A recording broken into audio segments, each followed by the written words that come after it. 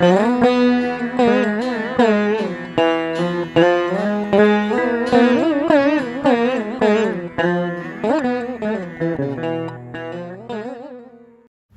ஸ்ரீ கால பைரவரே போற்றி போற்றி.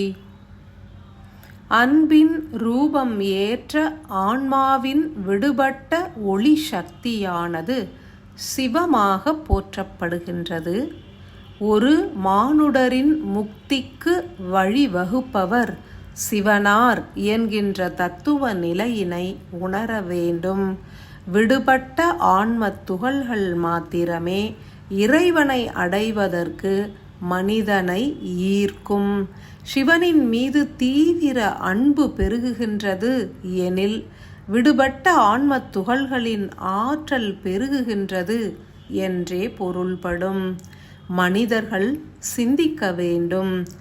ஸ்ரீ விஸ்வேஸ்வரரின் ஆற்றல் உட்கலக்கின்றது எனில் விடுபடுவதற்கு முன்னர் அத்துகள் ஆற்றிய பணி யாது? மனிதனின் உள் மூளையில் விஸ்வேஸ்வரர் எனும் மாபெரும் சக்தி வாய்ந்த துகளானது சிறைப்பட்டிருந்தால் அம்மனிதன் பெரும் சக்திவானாகவும் பெரும் தலைவராகவும் புகழ் வாய்ந்தவனாகவும் போற்றப்படக்கூடியவனாகவுமே நிலைத்திருக்க இயலும். ஒவ்வொரு மனிதனுக்கும் சக்தி வாய்ந்த துகள்கள் ஒவ்வொன்றும் உள் மூளையில் சிறைப்பட்ட பின்னரே விடுபடவும் இயலும். அத்தருணம் அம்மனிதனின் வாழ்வு பொற்காலமாக அமையும். ஒரு மனிதன் மிகச் சிறந்த ஆசிரியனாகவும் குருவாகவும் இயங்குகின்றான் எனில் ஸ்ரீ தக்ஷணாமூர்த்தி எனும் நாமம் ஏற்ற ஆன்மத் துகளானது சிறைப்பட்டு இயங்கிக் கொண்டுள்ளது என்றே பொருள்படும். மிக உயரிய குருவாக தெய்வமாக பலரால் போற்றப்படும் சில மனிதர்கள் அனைத்து ஆன்மத் துகள்களையும் விடுவித்திருப்பர். எனினும் ஓரிரு துகள்களை அறிந்தே சிறைப்படுத்தியிருப்பர். ஸ்ரீ தக்ஷணாமூர்த்தி எனும் ஆன்மத்துகளை விடுவித்த நிலையிலும் உருகிய ஒளி ரசமாக மீண்டும் ஈர்த்தும் செயல்புரிவர். அனைத்து விடுபட்ட சிவத்துளிகளையும் ஈர்த்து செயல்புரிவது இயலாத செயலே. எனினும் துல்லியமாய் உணர்ந்து நற்செயல்களை ஏற்பதற்கு உகந்த ஒளி சக்தியினை ஈர்த்து செயல்புரிதல் நலன் பயக்கும். அனைத்து மனிதர்களும் தங்களது விடுபட்ட சிவத்துளிகளை மீண்டும் இயக்கத்திற்கு ஏற்க இயலுமா, சாத்தியமா என்று வினவினால் இயலும் என்றே உரைத்திடுவோம். எனினும் நுணுக்கம் அறிந்த குருவின் துணை வேண்டும்.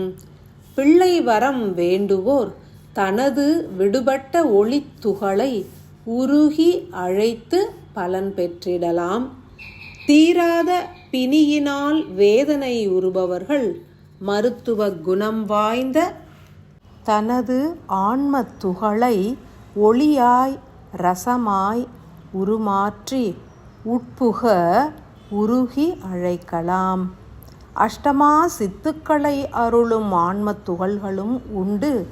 பரதேசியாய் முற்றும் துறந்து உலாவர உதவிடும் ஆன்மத் துகளும் உண்டு. அகத்திய மகரிஷிகளை சத்குருவாக ஏற்ற காரணத்தினால் இத்தருணத்தில் அற்புத ஆற்றல் வாய்ந்த சிவத்துளிகளை அனைவரும் வரமாய் பெற்று கொண்டுள்ளீர்கள் என்பதனை உணருங்கள். விஸ்வேஸ்வரரின் சிவத்துளி அனுதினமும் வீரியம் அடைந்து விஸ்வரூபம் ஏற்றிடும் தொடர் செயலாய் அகத்தியர் விடுவித்து அருளும் ஓர் அற்புத சக்தி வாய்ந்த சிவத்துளி என்பது ஸ்ரீ பஞ்சாக்ஷரம் எனும் சிவ ஆற்றலாகும். 33வது சிவத்துளியாக உருமாறி உருகி உட்கலக்க உள்ள பஞ்சாக்ஷரரை கனிந்த உள்ளத்தால் உருகி பூஜியுங்கள். பஞ்சாக்ஷரத் துகள் என்பது 5 ஆன்மத் துகள்களை உள்ளடக்கிய பாதரச ஒளியாகும். அதனை உருகி அழைக்கும் தருணம் அகத்தியரின் அருளாசியினால் பஞ்ச ஒளியாக கரைந்து உட்புகும். குருவார விடியலில் உருகி துதிப்போர் யாவரும் 5 ஒளிக்கற்றைகளை உள்ளடக்கிய சிவத்துளி மெல்ல சிரசினை ஊடுருவி உட்புகுவதனை உணரலாம்.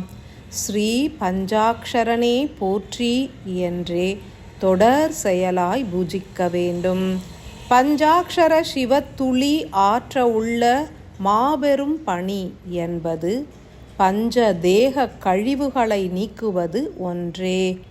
விஸ்வேஸ்வரரின் விஸ்வரூபம் நிகழ வேண்டும் எனில் கழிவுகள் நீங்கி வெற்றிடம் பெருக வேண்டும்.